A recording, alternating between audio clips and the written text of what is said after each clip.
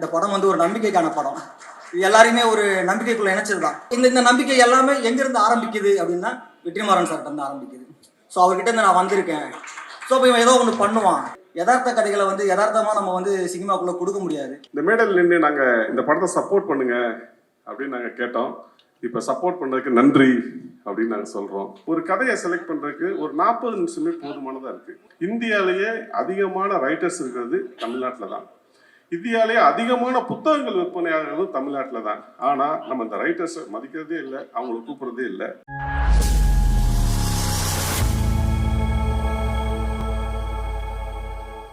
இந்த டீம் நான் சொல்கிறது வந்து என்னென்னா, ஒரு முழுக்க நடிகர்கள் ஆகட்டும், தொழில்நுட்ப கலைஞர்கள் ஆகட்டும், என்னுடைய உதவி இயக்குநர்கள் ஆகட்டும், எல்லாருமே வந்து ஒரு மிகப்பெரிய அளவில் இந்த படத்துக்காக ஒர்க் பண்ணியிருக்காங்க.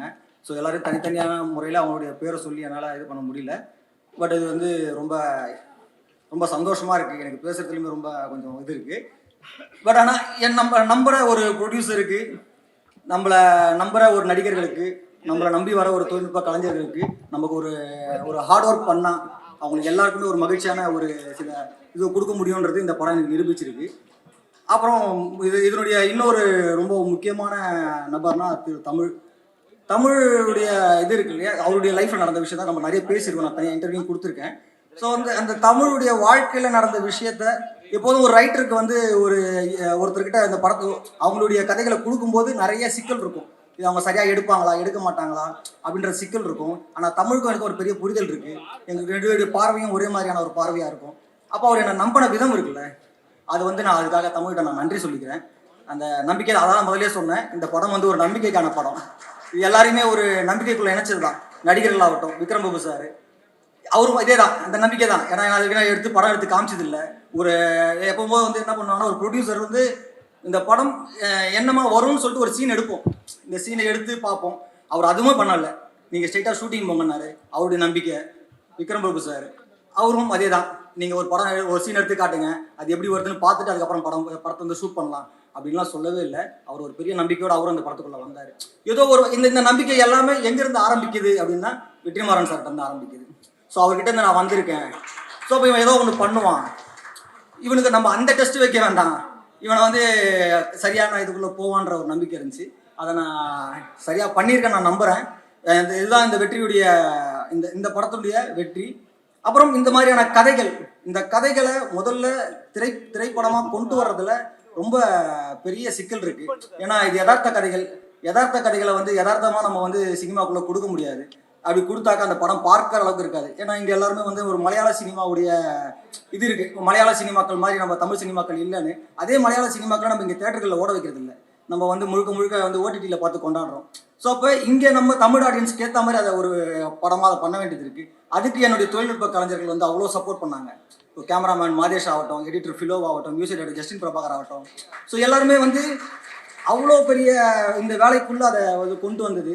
அப்புறம் லலித் சாருடைய மிகப்பெரிய பலமே நான் என்னவா பார்க்குறேன்னா, அவர் வந்து கதைகளை தேர்வு பண்ணுறது, இந்த கதைக்கு தன்னுடைய மகனை உள்ளே கொண்டு வர்றது, அதுவும் ஒரு புது இயக்குனரை நம்புறது, இதெல்லாமே நான் அவர்கிட்ட அப்போவே சொன்னேன். ரொம்ப இதை யோசிங்க சார், கரெக்டாக இருக்குமானா அதெல்லாம் அவர் வந்து தமிழ் மேலே வச்சிருந்த நம்பிக்கையில் அதை பற்றி எல்லாமே யோசிக்கல. அவர் ரெடியாக இருந்தார். எனக்கு அது ரொம்ப சந்தோஷமான விஷயம். அதெல்லாமே நம்ம இந்த வெற்றியின் மூலமாக நம்ம அதை வந்து நிரூபிச்சிருக்கோன்றது வந்து ரொம்ப சந்தோஷமாக இருக்குது. அக்ஷய், அனிஷ்மா, ஸோ இவங்களுடைய இவங்களை மட்டும் நான் இது பண்ணுறேன். இவங்களுடைய அந்த புது காம்பினேஷன் மீன்ஸ் என்னென்னா, வந்து புது பசங்க, இந்த பசங்க இந்த படத்தில் ரொம்ப நல்லா இருக்காங்க, இந்த பசங்க அந்த கேரக்டராகவே இருக்காங்க அப்படின்னா அது ட்ரைனர் சூரி தான் காரணம். ஏன்னா அதில் என்னுடைய பெரிய உழைப்பு கிடையாது. அந்த உழைப்பெல்லாம் அவருக்கானது தான். மற்ற நடிகர்கள் எல்லாருமே சரியாக ஒர்க் பண்ணியிருக்காங்கன்னா அது சூரிக்கான உழைப்பு. ஸோ இந்த மாதிரியான ஒரு நிகழ்வுகளில் எனக்கு வந்து ரொம்ப பர்சனலாக எப்போதும் கூடவே இருக்கிற வெற்றி சாரோட ஒய்ஃப் ஆகட்டும், அவங்க அக்காவாகட்டும், ஏன்னா அவங்கெல்லாம் வந்து எனக்கு ஒரு ஃபேமிலி மாதிரி தான். எப்போதும் என் கூடவே இருப்பாங்க. அவங்களுக்கும் ஒரு பெரிய நன்றி. மற்றபடி நடிகர்கள் யாரையாவது மென்ஷன் பண்ணலன்னா தயவுசெய்து தப்பாக எடுத்துக்காதீங்க. தொழில்நுட்ப கலைஞர்களை மென்ஷன் பண்ணலாம், தப்பாக எடுத்துக்காதீங்க. இது வந்து டைம் இல்லை, நமக்கு இன்னும் கொஞ்சம் டைம் தான் இருக்குது. ஸோ அதனால் ரொம்ப ரொம்ப நன்றி. ரொம்ப மகிழ்ச்சியாக இருக்குது இதை வந்து. அப்புறம் தமிழ் ஆடியன்ஸ் ரொம்ப இந்த மாதிரியான படங்களை வந்து கொண்டு போய் சேர்த்தது இருக்குல்ல, இது வந்து பெரிய அளவில் ப்ரொமோஷனாக நம்ம கொஞ்சம் புஷ் பண்ணாலும் இது வந்து ஒருத்தர் பார்த்து ஒருத்தர்கிட்ட சொல்லி அப்படியான ஒரு பெரிய அளவில் இந்த படம் வந்து போய் ரீச் ஆயிருக்கு. இதை நான் நேற்று கூட ஒரு இடத்துல சொல்லிட்டு இருந்தேன். இதை நான் வந்து கேள்விப்பட்டிருக்கேன். ஒரு படம் வந்து மவுத் டாக்கில் வந்து பெரிய அளவில் போகுதுன்னு, அது என்னுடைய படத்தில் அது உணர்ந்தேன். ஸோ அப்படியான ஒரு படமாக இதை மாறினது, அப்படியான ஒரு படமாக மாற்றினதுல ப்ரொடியூசருடைய பங்கு மிக முக்கியமானது. கடைசி வரைக்கும் கூட நின்று ப்ரொடியூசருடைய டீம், இபியில் அந்த டீம் ஆகட்டும், மேனேஜர் ஆகட்டும், அந்த டீமே ரொம்ப அழகாக இதை வந்து என்ன இந்த படத்துக்கு தேவையோ அதை வந்து சரியாக கொடுத்து இது எல்லாமே பண்ணதுனால தான் இந்த படம் வந்தது. இது சும்மா ஆனால் வரல. அப்புறம் இது வந்து ரொம்ப சின்ன பட்ஜெட் படமும் கிடையாது. எனக்கு என்ன தேவையோ அதை வந்து ப்ரொடியூசர் பண்ணி கொடுத்தாரு. ஸோ அதனால் இது ரொம்ப முக்கியமான ஒரு படமாக எனக்கு பர்சனலாக ரொம்ப முக்கியமான படம். அவங்களுக்கு ரொம்ப முக்கியமான படம். காரணம் வந்து பையன். ஸோ வந்து ஒரு ப்ரொடக்ஷன் ரொம்ப முக்கியமான ஒரு இடத்துல இருந்து அதை கொண்டு வரோம். ஸோ இது எல்லாமே நான் வந்து அவர்கிட்ட ஒரு வார்த்தை சொன்னேன், இந்த படத்தை நான் சரியாக எடுத்து கொடுப்பேன் சார்னு சொன்னேன். அதை நான் நிறைவேற்றிருக்கேன், நான் நம்புகிறேன். ஏன்னா இந்த படம் வந்து அவ்வளோ கொண்டு போயிருக்கு. ரொம்ப மகிழ்ச்சியாக இருக்குது வணிக ரீதியாக வெற்றி பெற்றதில். இதுக்கு வந்து மீடியா ரொம்ப பெரிய சப்போர்ட். மீடியாவும் சோஷியல் மீடியாவும் பிரிண்டிங் மீடியாவும் சரி ரொம்ப பெரிய அளவில் சப்போர்ட் பண்ணீங்க.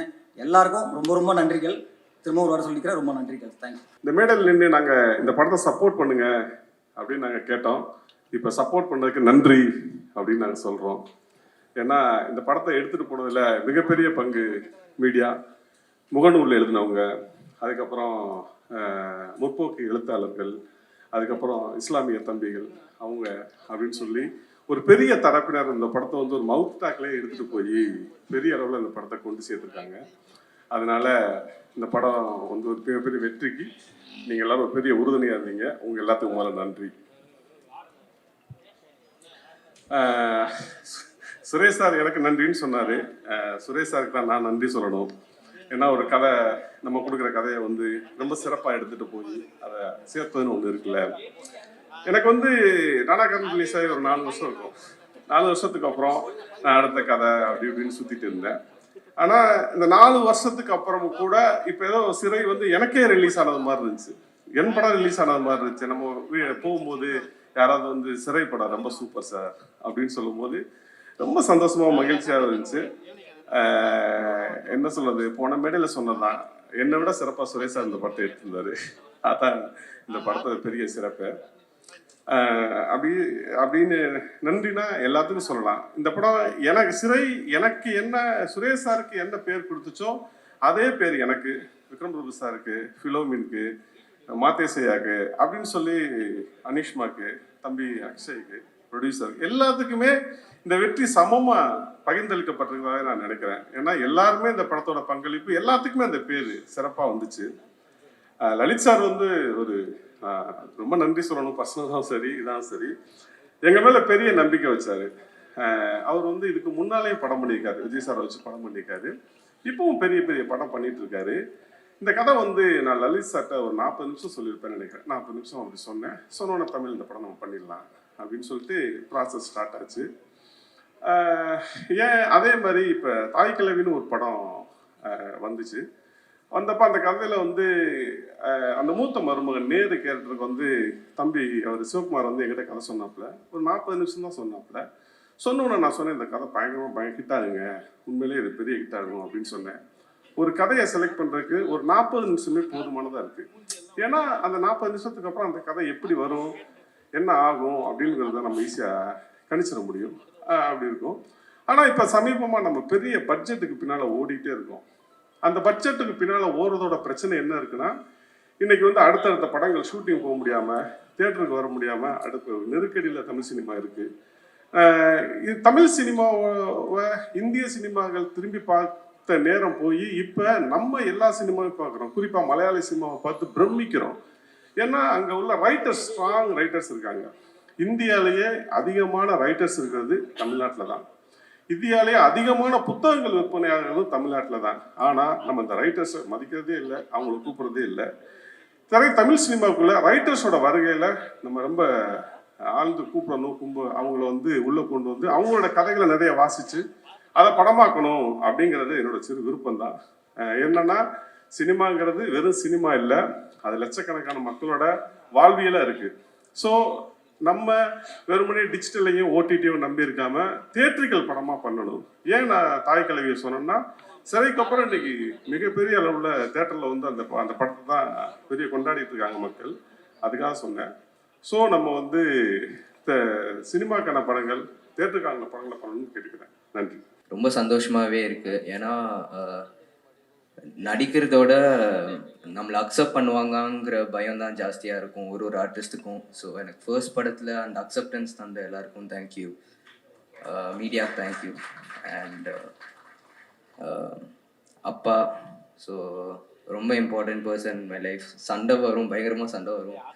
ஆனால் முடிஞ்ச அளவுக்கு வீட்டில் எல்லாரும் ஸ்போர்ட்டியாக எல்லாமே எடுத்துகிட்டு போகணுன்னு மோட்டிவேஷன் தந்தனால தான் ஸ்ட்ராங்காகவும் இருந்தேன் ஸ்க்ரீனில். ஸோ அதுக்கு தேங்க்யூ. அண்ட் சுரேஷ் சார் இன்னும் 10 படம் பண்ணாலும் இந்த மாதிரி படம் பண்ண மாட்டேன்னு நிறைய பேர் சொல்லிட்டாங்க. அது எனக்கும் தெரியும். Thank you sir. இந்த மாதிரி ஒரு லான்ச் நீங்கள் சொல்லிட்டே இருப்பீங்க, இந்த மாதிரி லான்ச் கிடைக்கிறது கஷ்டம்னு எனக்கு புரியுது, இப்போ புரியுது. ஸோ மலையாளத்துலேருந்து தெலுங்குலேருந்து ஒரு லாங்குவேஜ்லேயும் எனக்கு மெசேஜ் வருது. ஸோ ரொம்ப தேங்க்ஃபுல்லாக இருக்குது. தேங்க்யூ. அனுஷ்மா, நீலோத்திலேருந்து மூட்டக்கல் கேக்கா போயிட்டீங்க. Okay.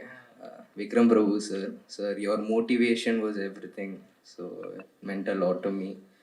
And Justin Prabhakar sir அந்த பிஜிஎம்மும் நீலோத்தியும் இன்னும் மண்டேலே ஓடிட்டுருக்கு. தேங்க்யூ. அண்ட் இம்பார்ட்டண்ட்டாக போன வாட்டி நான் 2 டீம் மிஸ் பண்ணிட்டேன். ஒன் எங்களோட ப்ரொடக்ஷன் டீம், அருண், யோகேஷ் எல்லாரும். ஸோ நான் ஒரு போஸ்ட் பார்த்தேன், அருணோட போஸ்ட். எப்படின்னா, ரிலீஸ் ஆனோடனே இந்த பர்டிகுலர் டேட்டில் நான் இந்த கதையை கேட்டேன், இப்போது இது ஒரு படமாக வந்திருக்குன்னு. ஸோ அவ்வளோ இம்பேக்ட்ஃபுல்லான ஒரு கதையில் நான் படமே நடிச்சதில்லை. ஆனால் என்னை ட்ரஸ்ட் பண்ணிட்டு அவன் பண்ணுவான்னு சொல்லிட்டு அவங்க அந்த கான்ஃபிடென்ஸ் அப்பாவுக்கும் எல்லாருக்கும் தந்தாங்க. ஸோ அது ரொம்ப இம்பார்ட்டண்ட்டாக இருந்துச்சு எனக்கு. So thank you. And Varshini, last time உங்களை மிஸ் பண்ணிட்டேன். You did an amazing job. Thank you. And உங்கள் டீம் எல்லோரும் very supportive. So and Philo sir நான் அப்போ சொன்னது தான் இப்போது. Thank you sir. ஸோ நீங்கள் தான் எனக்கு ஃபர்ஸ்ட் ஷெட்யூல் முடிச்சுட்டு நீங்கள் நல்லா பண்ணிட்டுருக்க, இந்த ஃப்ளோவில் பண்ணுன்னு சொன்னனால தான் பயம் இல்லாமல் பண்ணேன். ஸோ கடைசியாக தமிழ் சார், தேங்க்யூ சார்.